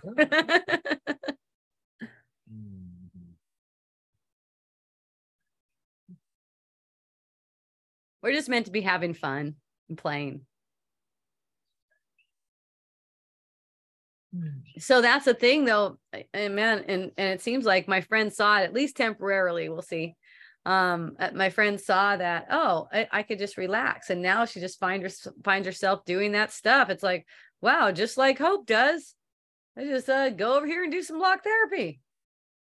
Oh, that's a sign. Like for me, I'll go, oh shit, that was really stressful. That's a sign. It's time for some block therapy, right? Like whatever. Well, that thought was really stressful. But I get so giddy too, because it's like today when I got the thought about the resentment thing, it was funny because it came up. It came up right in the middle of like, I'm kicking back totally chilled out, almost falling asleep. And I noticed like right before I was interrupted, I don't really believe I was interrupted, but there's a sense of being interrupted. Someone just walked in and kind of was like, hope, you know, kind of like, oh, whatever. Right before that, it was going into the resentment, and there wasn't the awareness of the resentment. It was so interesting. There wasn't an awareness of the resentment. The thoughts were being taken as true, and there was some suffering going on. That's what I noticed. And then I was like interrupted. I was almost falling asleep at the same time. And then I was like interrupted. You know, I say that in a way. And then the tendency was to start projecting on the person for interrupting my rest. And I wasn't rested. And I realized right in there, oh my goodness, that is so awesome that I was interrupted right there. It was actually interrupted where I was actually in the midst of falling asleep with that thought, with that resentful thought. And someone came in and interrupted me during my nap meditation. I like have like these periods throughout the day where I'll be like, it's either time for a nap or a meditation, and I'll lay down and just see what happens. And it's usually a little bit of both, right? And the thing was to project as if that person interrupted my nap / meditation. But then I saw, oh my goodness, not only is it not justified to, I saw that right away, because it's just like, that's one's easy to see. Someone comes and interrupts your nap / meditation. I've seen it played out so many times. Immediately I was like, okay, I know my mind wants to go with this one. But what it revealed to me is how sweet everything is being orchestrated for us. That interruption, quote unquote interruption, was interrupting a thought pattern, made me see it, made me notice, oh, well, I didn't need to go down that path. I'm so glad he came and interrupted, right? This is how it is all day long. We just don't see it because we're trying to cover everything up. It's, yeah. Anne just took a deep breath. That's because it's intense. It doesn't even, you don't even have to have a bunch of shit going on. It doesn't matter. It's intense. The life, it's like constantly like showing you things that you need to see. And you're on these little micro journeys, right? So I was so this is why I get so giddy and excited. I was just so excited that I was seeing that. I'm seeing it. Yay. Yay. I'm seeing it. I see it. Now I don't have to play it out. I don't have to act like it's real and go attack my husband or play out. My husband and I were talking about recently. It's, what was he saying? I don't know the word he called it. He brought it up, but it's like mild, something like along the line of like mild viciousness. And there's really no mild viciousness, but it just comes out as kind of like it's like a vibration, like a light buzzing, like you almost don't hear it, right? Vibrationally speaking, it's like almost like it's buzzing in the background, like this mild viciousness, right? So what we tend to do is repress these feelings of resentment, believe that the thoughts are true, and try not to go into it or whatever. And in that way, there'll be this mild viciousness. It's not really mild, but it's interesting that because it's kind of like not, it's not that it's mild. It's not that noticeable, I guess, because it's kind of like below the surface, where we'll just naturally in conversations, the way we're having our conversations, they're always trying to prove some kind of point or something like that, right? Just watch that little subtle vibe. Like whenever you're talking to someone, you're always trying to get some kind of way of seeing. Like it's always whenever you're telling a story or anything like that, you're always trying to get some kind of perception. Okay. There's always some kind of perception you're trying to get. And that's just like a natural thing. Watch what it is, because nothing that comes out of your mouth is just random. Okay. So watch, because the illusion will show you like what it is. What way do you want them to see you? right? Whenever you're expressing something, it's like, in what way do you want them to see you? Because that is what it is. You're always demonstrating to everyone who you are and who they are to you. Okay. So it's like there's always some kind of motive behind everything that's said and every little gesture, everything that's done. There's always some motive. Just watch what it is, because you always want them to see you, which is really seeing themselves in a certain way with everything that you're sharing, with everything that's in, and like I said, you're not sharing when you're in any kind of fear or blame or anything like that. You cannot share. You can only try to trigger a particular reaction. That's not the same as sharing. Okay. So when the motivation is sharing, there's not really a care about what they think of you as an illusion, as a body, as a projected mind, as that kind of stuff. Okay. It's more like what they think of you as far as how you think of them, how you show them that they mean everything to you. That's all. Because that is really the truth. They mean everything to you. And that's how it is for me. It's like I'm always, even if I'm on the phone with technical support or something like that, I'm always reminded that I'm showing them how they are to me. Okay. I'm always showing them who they are.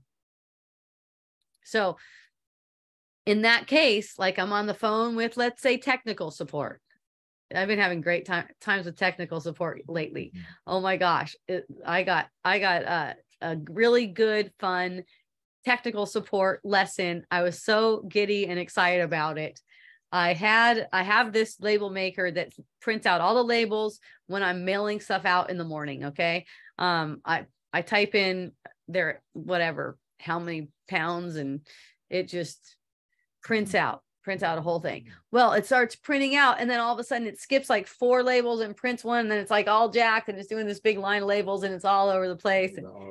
Okay, so I pull it out and I say, okay, so I got to mess with this thing. So I'm messing with the label thing. And then I'm like, okay, I watched a couple videos, did what they said in the videos. None of that stuff worked. Okay, I got to call technical support now. So I call technical support, get a person on the phone. They do not speak English very well. Okay. No, let's put it this way.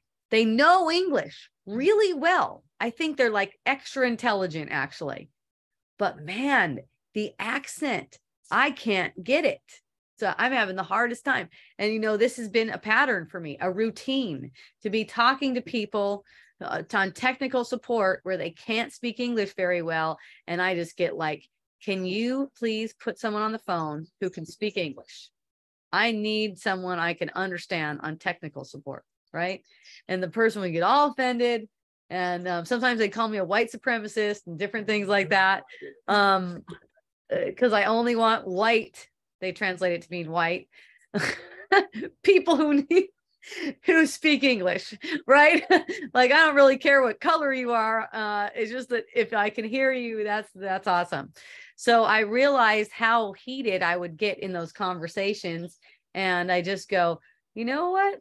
I'm going to see what happens if I just like chill out and let the person try a fuck ton of times and just like relax. And like, because the thing is, I feel like I'm in a hurry. That's why I want someone who speaks English, right? Like, I'm a businesswoman here. I got shit to do. I got these things to get out. People want their orders. I don't want to fuck around with someone who can't speak English, right? Well, what I experience is it ends up taking longer. It's just a big pain in the ass. So anyways, this person, it was so sweet because I was just like, yeah, I think you're saying this, but I just don't know what it is. Can you say that one more time? And then they'd say it again. Yeah, I'm still not. Can you say that again? And I just like, and I was like not getting upset in a way, like in any way, but in the way that I was used to, because I was able to see it so clearly that I feel like I'm in a hurry. So it's like slow way down. I'm not in a hurry. Even if people don't get their mail today, it'll be okay. I'm sure it's going to work out. Right. And just let her repeat herself as many times as I needed to make sure I understood, because this technical supports are saying, okay, now push this button and go to this and go to this. Well, it was like every step was taking longer. And I know, I even noticed her on the other end of the phone getting frustrated with me, feeling frustrated with me, right?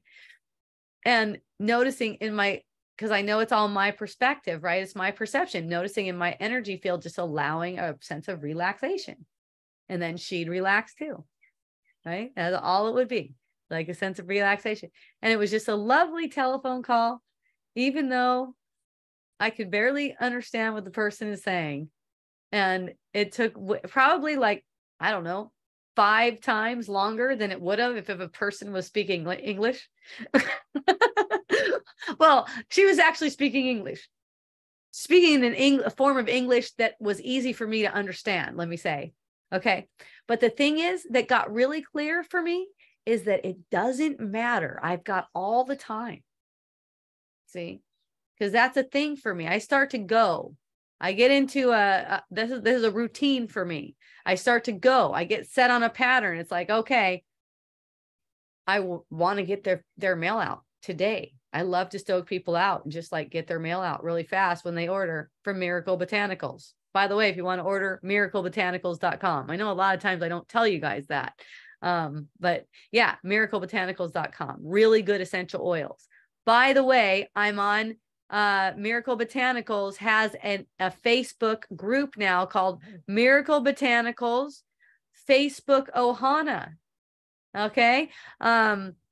And you can join over there. And I've been really inspired to share on that group because I've been blogging. So sometimes I'll put my blog posts over there and go, hey, check this out. And making really great images too. Like I did musk recently. Yesterday I did musk essential oil. I love this essential oil. Yeah, it's still there. Holy shit. Yeah, that one really, oh gosh, it goes.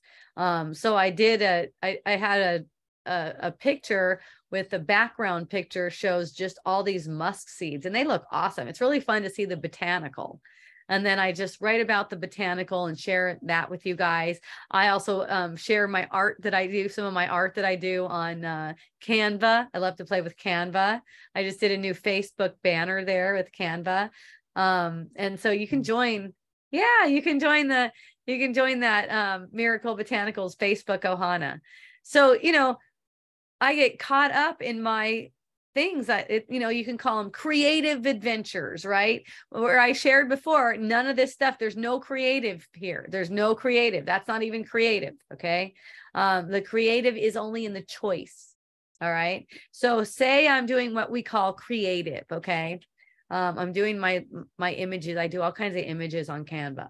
I'm doing one of my creative images. I'm using little c for creative here. Okay. Because if within that, I'm doing the thing where I'm twisting and holding my body in a twisting way and I'm making pain, that is uncreative. Okay. That is uncreative. The creative is where there's a willingness to make the choice. Okay. That's where it's creative. So you can say that telephone call where I was getting my Dymo working again, my label maker, was very creative. A lot of creativity came through in that. And that's because there was so much hooking to get frustrated, to get annoyed, to feel hurried. That's where there was creativity. Creativity was allowed. It was in that choice. That's not a pattern choice. The other choice is pattern. The other choice is the routine. You don't need to keep any routines you don't like. You see that? The other choice is the routine. You don't like that routine. It's not that you don't really like being on technical support. That's what I noticed. I have such a good time on technical support right now. It is just hilarious. Okay. A lot of the times people be cracking up, right? If we can understand each other, especially like we both use the same words. But a lot of the times people will just be cracking up and they'll be like, oh my God, you don't even know, you just made my day. And I'm like, you made my day too. It's freaking awesome. We got to interact, right? And that's really how it is. It's just we get into a routine, and I got myself into such a routine of being rushed, of being important. Because it's like a sense, like, for one, resentment. It's like, why do I have to fucking do this job? Why am I even sitting here? Why am I even doing this? Right? That's one. It's going to keep you out of joy. So the more willing, and for me, this thing with technical support, I had my eye on it for years. It took a while before it really lightened up. I had really big lessons. One of them was really, really amazing. I had my whole staff, when I had a staff, to get on this program, this new program. I was all like, oh, this is going to be awesome. It's going to really help us. I get on technical support for hours to get it put in place. It gets put in place. We start using it. And immediately, one day into it, I see how cumbersome it is and terrible it is. And I nix the whole thing. And it takes me even more technical support to get out of it. Okay. This is where I knew the rubber was hitting the road. This is where I knew, okay, this is where it comes into play. This is where my practice comes into play. I think I spent a total of, to get out of it, another 24 hours of technical support.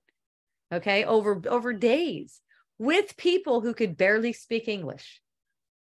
It was like my dream come true. It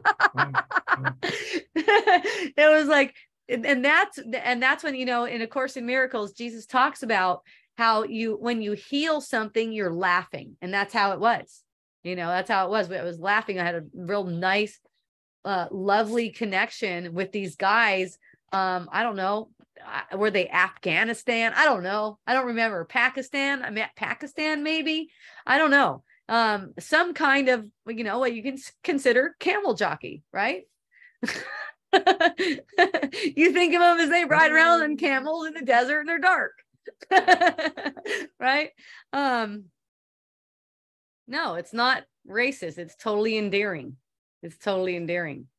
You get this idea that these stereotypes are like racist or mean or rude.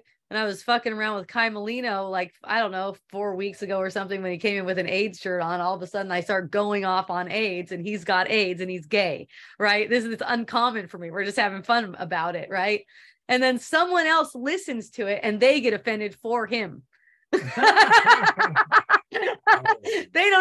not even gay and they don't even have AIDS, but they're offended for Kai Molino, that he has to hang out with a brother like me. I can tell you what, Kai Molino has a busy schedule. He has lots of shit he could be doing.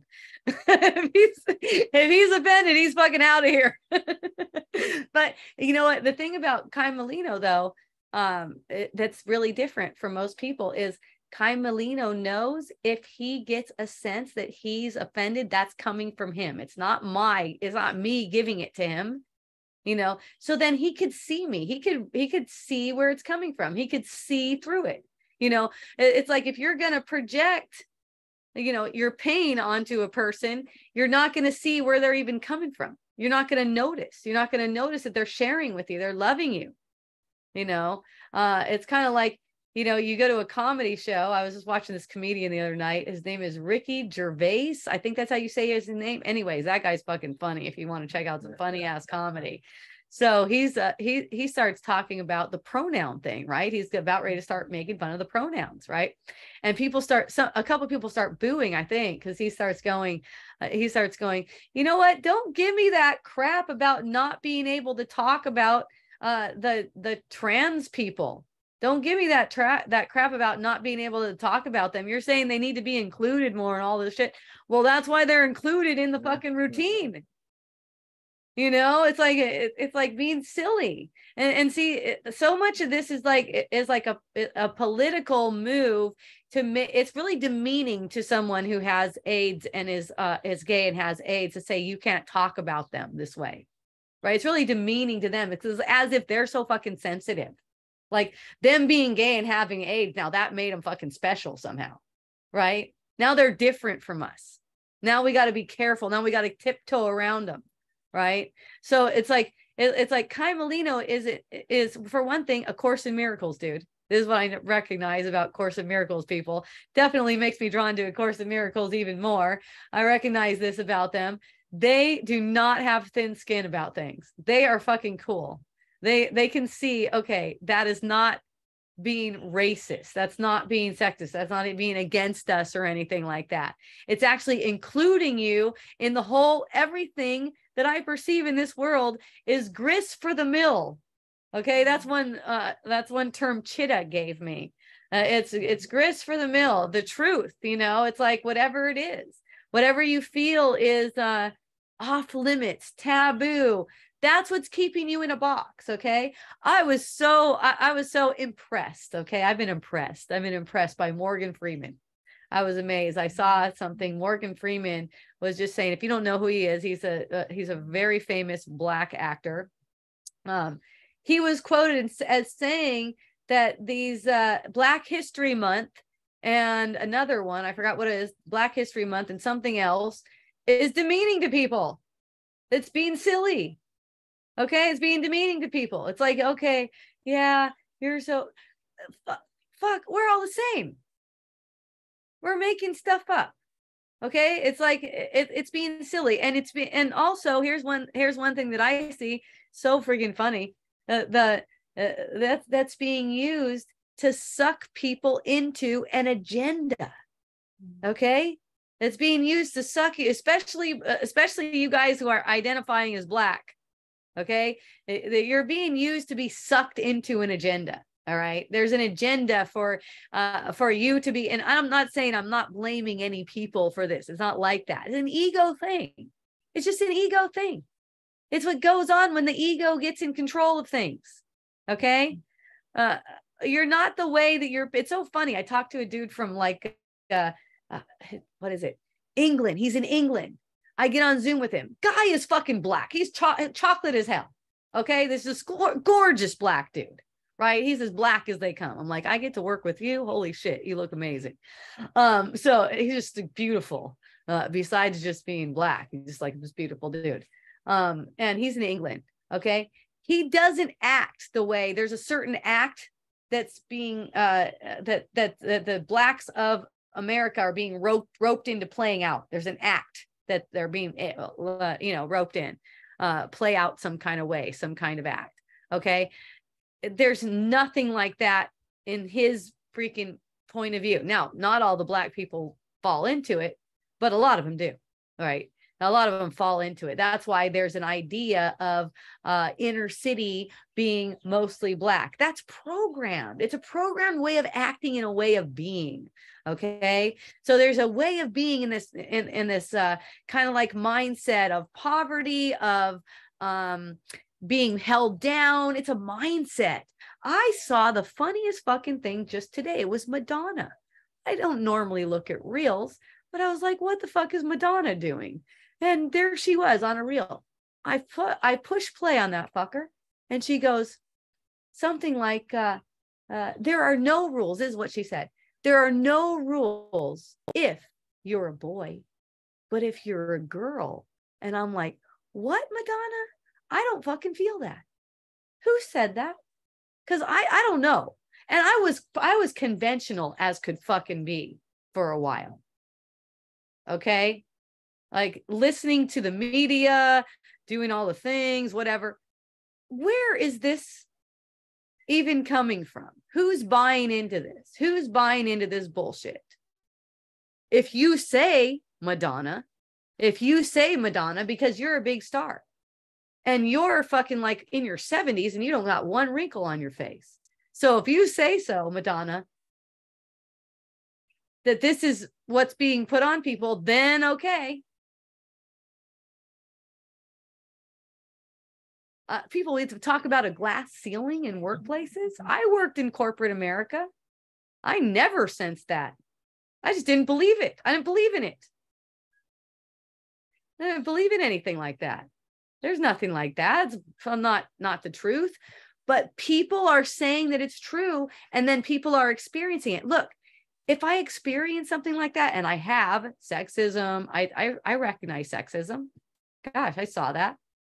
but I just don't buy into it like it's like a thing that's put on me. No. Whatever it is, shoot. If I want to do it, it's like, if I want to do it, I'm going to do it.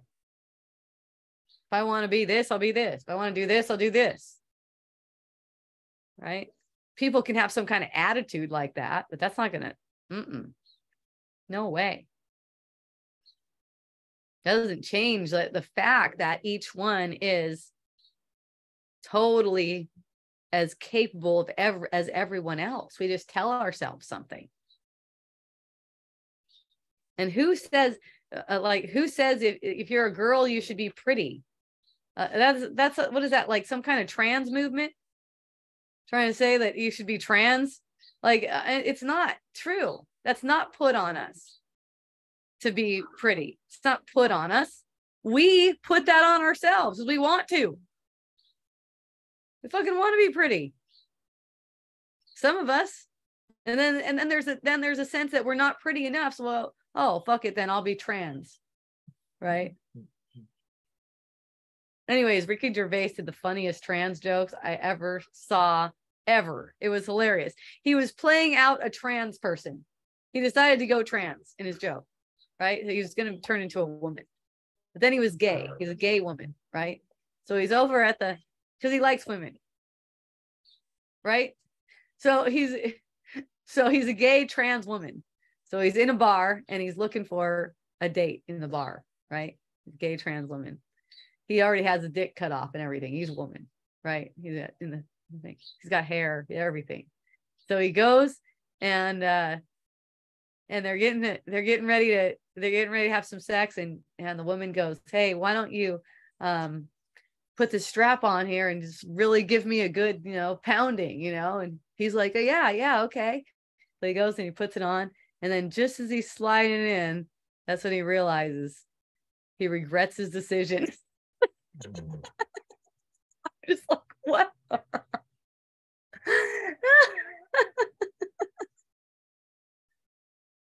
And I'm going, okay, that is, to me, that's a hilarious joke. It may not be a hilarious joke to everyone, but how many of the people who are being told that they're wrong, the wanting to be pretty or wanting to be handsome or wanting to be a boy or wanting to be a girl is wrong, and they're getting all their shit cut off or changed or anything, where they're going, holy shit, what have I done? It seems to be like coming up more common. My daughter sent me a YouTube from a guy. It's a girl, it's a guy, I don't know. Okay. But it was definitely looking like a girl, but had changed to a guy before. So originally a girl, changed to a guy, now going back to being a girl. So she was basically just sharing that, hey, you're perfect the way you are. If you're a girl and you think you want to be a guy, that may not be the case. You might, you might just basically she was sharing from her perspective. She had a hurt inside, and she thought that by taking off her genitals, doing the hormones, she sounds like a dude. She kind of looks a little bit like a guy, but definitely a girl with the earrings and makeup and trying to be a girl. And hey, I realized that I didn't have to do that, and that wasn't really me. So there's like a push right now for people to do that when they're very young and they don't know, right? Now, the thing about it is that very young don't know. There's still not anyone out there to blame. And that was the gist I got from this girl too. It's like, this is just like an ego wave. It's like an ego wave. Let's cause some suffering. Let's cause some regret. Let's cause some turmoil, right? And we'll use this platform as a way to do it. This thing about, hey, quit trying to make girls into girls and boys into boys. It's like, how about this? This might be like, this might be fun. Just like whatever sex you seem to be, just like, let that be, right? Whatever sex it seems to be, just like, let that be, let that hang out for a while. I don't know, maybe give it like 30 years or something. And I go, 30 years, you know what? Fuck, I really don't like this sex anymore. I'll just like switch to another one. Okay, cool. Kids, though, you guys don't know yet. You guys don't have any idea. A lot of us been tomboys. A lot of us have been unhappy with not being able to live up to our own standard of beauty, not society's. There's no society. Okay. So it's our own standard of beauty that we're not living up to. We may think we're looking out on a society that's showing us. Maybe there's magazines. For me, I had magazines. Okay. I was in the 90s. We had magazines. Everyone was skinny. No one had an ass. I had a big ass. Okay. And no one else had an ass. So I was just like looking at that, and it did not fit into my standard of beauty. Okay. I didn't blame it on society one fucking bit. And that's why I was okay. Right. I didn't blame it on society. It wasn't society's standard of beauty. It was my standard of beauty. Right. I'm the one who had to live up to it. So I made it fun. Right. I made it fun learning how to live up to my own standard of beauty. But blaming it on society, that's a different story. Society isn't giving you a standard of beauty. You made society. Even as a child, you made society. You told it what standard of beauty you wanted it to show you, so you can try to live up to it, because that would bring up all the feelings that you need to try to keep this world being real for as long as possible. Right.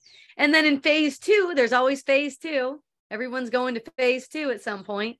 That's where you're using everything to undo what you made.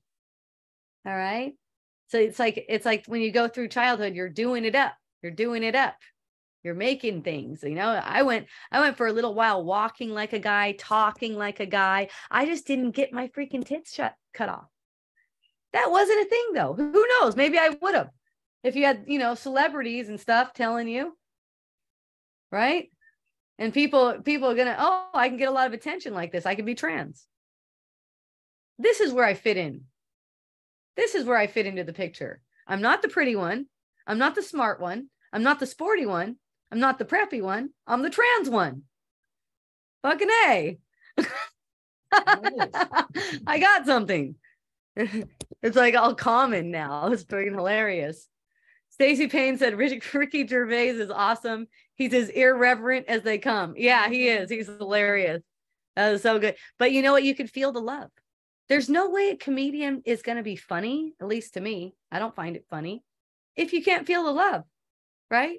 You can feel the love for humanity. It's not like he's saying anything fucked up about anyone who wants to. It's like, yeah, if you want to be trans, be trans. One of the jokes was so good. Oh man. It was just something like, hey, I'm all for people who want to be trans, be trans. People who don't want to be trans, don't be trans. But ladies, you got to meet me halfway. Lose the cock.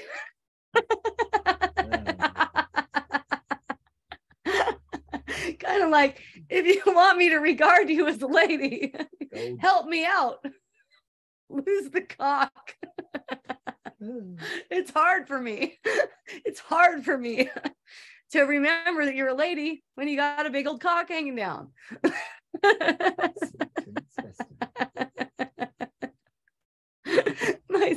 My son was hilarious. He asked me, he goes, Mom, I heard there's people who go to Thailand or somewhere, and they get these men that are like, they look like boys and they dress like women.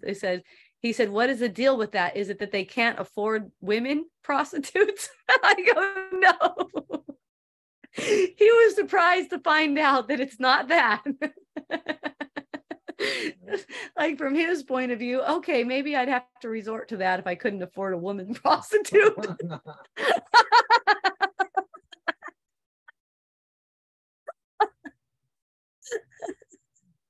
I know there's all different fucking, and I go, shit, there's porn that's like that. There's porn that's like that, where it'll be like, it looks like a chick, but then it's got like this little tiny dick and it's like a dude. He's like, how do you know that? I'm like, shoot, I did a porn before, dude. I know those fucking things. He's like, oh my God, TMI. Shit, man. It's like I've had some experiences in this thing. It's like I've had experiences where, I've seen all kinds of different things. People like all kinds of different things. It's like nothing's really shocking, It's funny that he's 21 and he's just finding out about that kind of stuff, because like I was in that arena at like 18 years old. By the time I was 21, it was like over all that stuff. But yeah, and then something that he was talking about too, that I overheard him talking about to his dad, is that there's studies out now that are showing that, like, if you're watching porn, and I've been talking about sexual fantasy recently, and I know these things, they just like, I wasn't even talking about this with my son at all, but he just like brought up this thing randomly, that there's studies done now that people watch porn, it changes their brain and makes it so that it's kind of like boxed in and dependent on certain chemicals really being released by the brain. So it's kind of like dumbing down. It's one way to dumb down. It's kind of like how the ego dumbs us down, making us want this porn kind of. That's not the only thing either. It's different things that we get, what we do, where we get like kind of like this reward response in the brain. That's just a really common one, is a sexual fantasy one. It's so funny that I was talking about it like for weeks. It was really coming up for me big. It was like, hey, this is really like being shown to me right now, that this is a thing, that this is like weakening the mind every time you're engaged in a sexual fantasy. And then of course my son, he's in college and he's sciencey and stuff like that. So he's coming up with, all of a sudden in his sphere, some studies that are saying what happens to the brain when you porn out. Of course, the brain, it's in the mind. So it's just like, it's just indicative of what we're doing to ourselves when we're thinking the body is meant for something like that. It's not like that. Sex is given us for making children.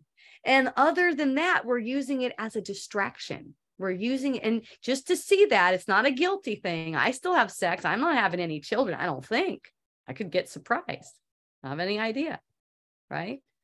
But that is like the fantasy part of it. That is the distraction. The actual act of sex, that's not what I'm talking about. I'm talking about the fantasy. A lot of people, what they're doing though, is even when they're in the act of sex, they're still in a fantasy. It's like there's a picture pasted on, and the thing that seems to be turning you on is actually the fantasy aspect of it. You're not going deep. You're staying on the surface. You're weakening your mind. Now, your mind is all powerful and cannot really be weakened. So it's only weakened as a projection for temporary until you're willing to be released from sexual fantasy. Remember what I said before?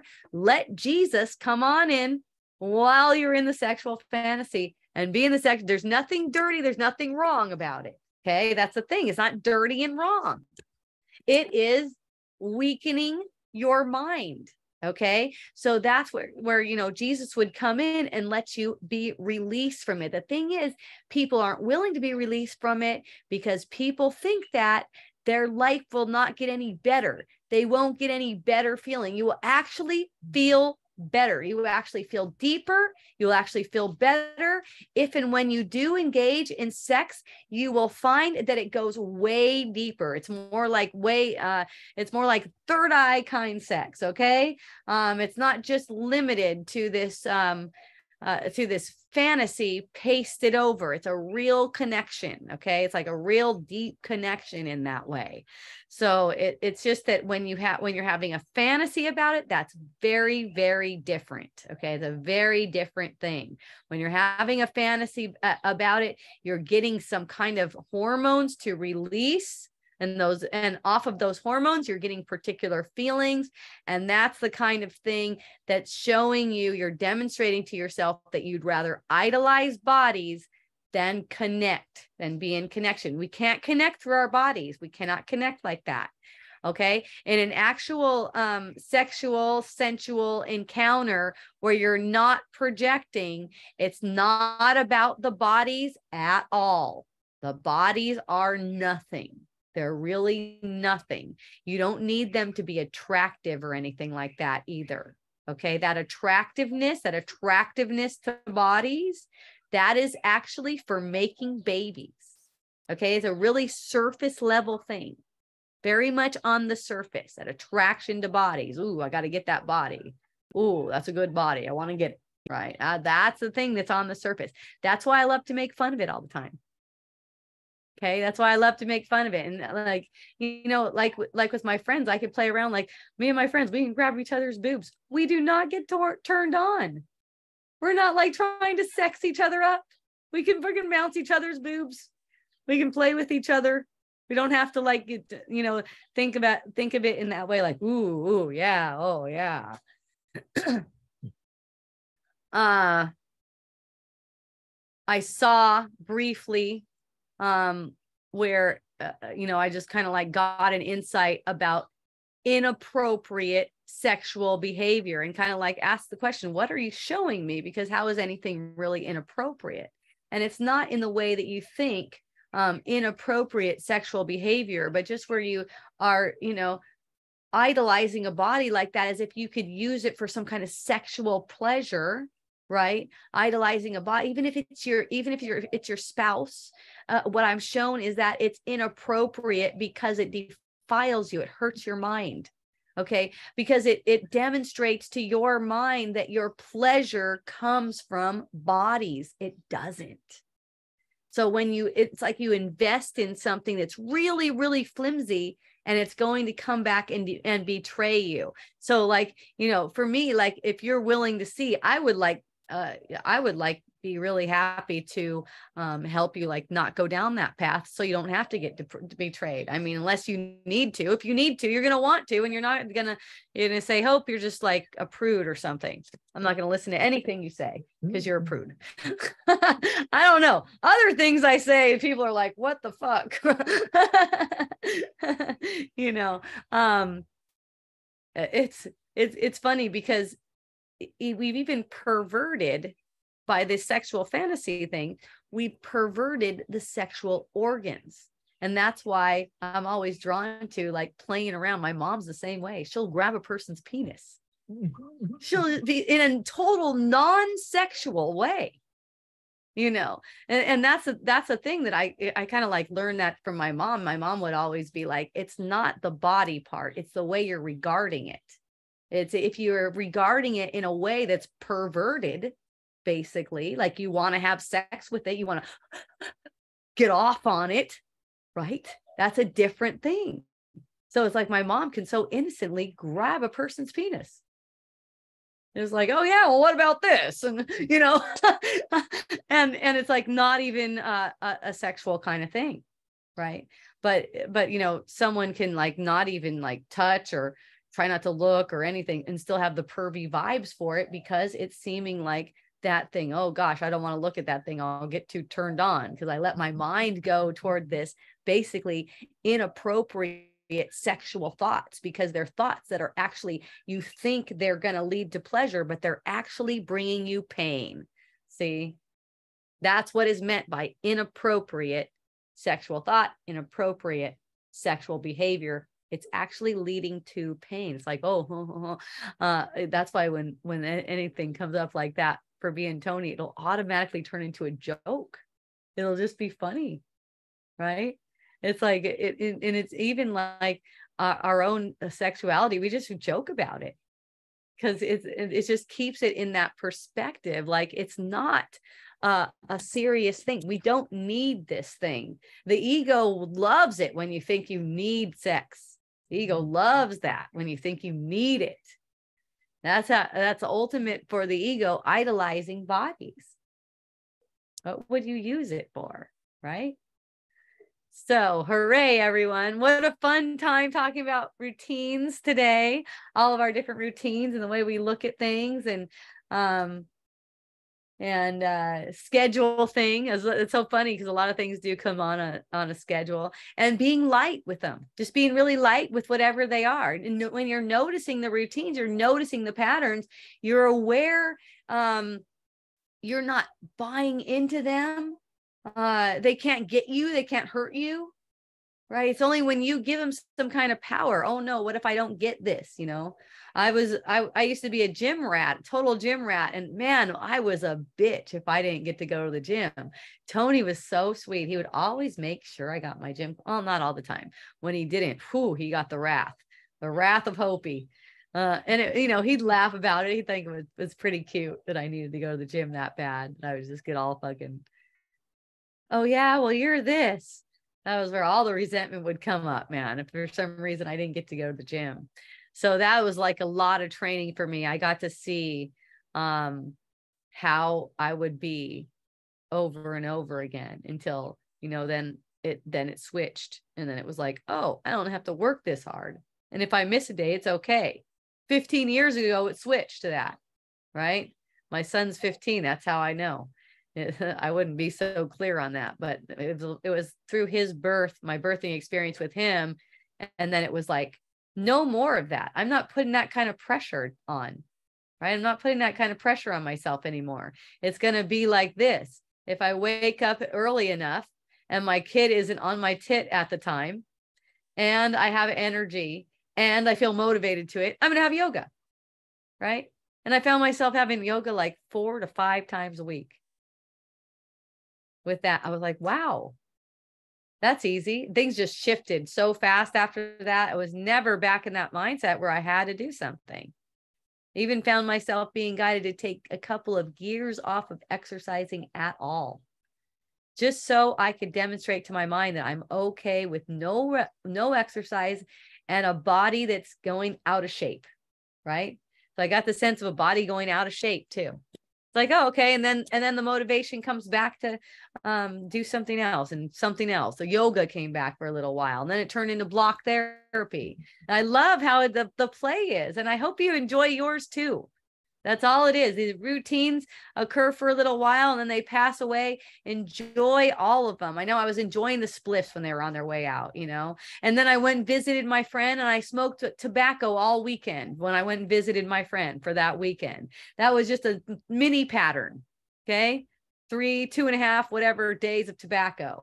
And then back to, no, it's not there. It's okay if it's there, but it's not there. Right. It's not like, but when you guys guilt each other and or guilt yourself, so you call yourself addict or something, you're going to automatically believe if you go and you smoke for 2.5 days, then, okay, now what?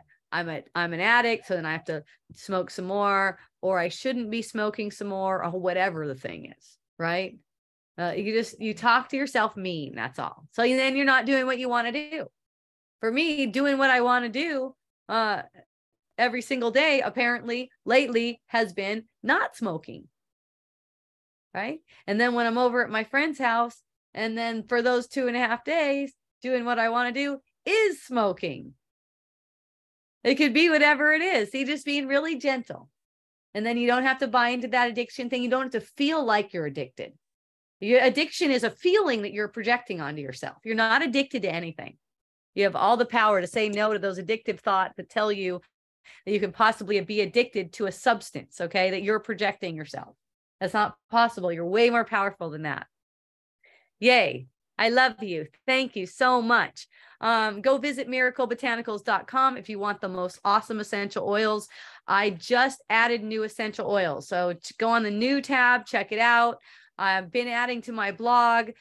Photos are coming on at warp speed now. I've got my friend Hannah, who used to, who works with me. She used to work with me every single day, but she works with me again because I need some help with these blog posts. Apparently, she's making the images for me, so that it's looking. You'll see if you go to my blog and you search for something, you'll see some of them are coming out with photos and some of them aren't, and then it looks weird. But other than that, it's an awesome blog. It's been going on since, like, if you want to learn about anything, you can search for just about anything on there about botanicals, lots of different kinds of essential oils. You can search any kind of a symptom you may be having, any kind of result you're thinking you'd like to achieve. You can type that in, and it'll give you articles about that. You could say, I'm interested in this particular essential oil. You can type in that botanical. It's just fun. It's just fun. You can look at different categories. I've got a category called essential oils for, and then it'll be all these ones with essential oils for this, for this, for this, for this, for this, for this.